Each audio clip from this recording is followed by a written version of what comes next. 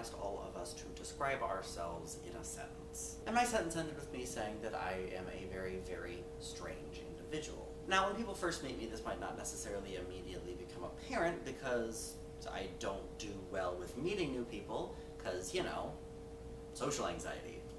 Woo! But once one does get to know me, they do begin to realize pretty quickly that I am a very strange person with a very strange sense of humor. And I think a large part of this strangeness comes from just the various strange pieces of media that I have consumed throughout my childhood. So, hopefully this month, I am going to be starting a new series called Strange Things from My Childhood.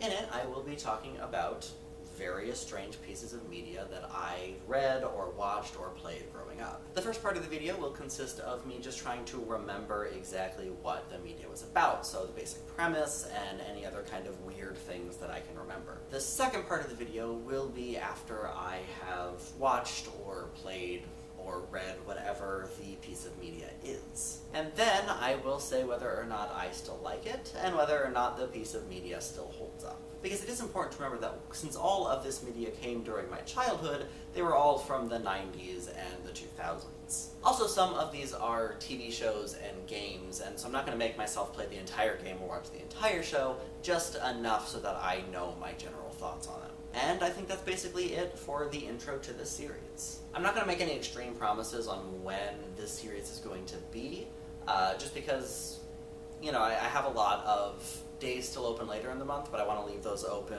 for possible challenges or any kind of video responses that I want to do to my fellow VEDSies. But I will do my best to at least put out one episode from this series this month. And until that happens, I will see all of you tomorrow.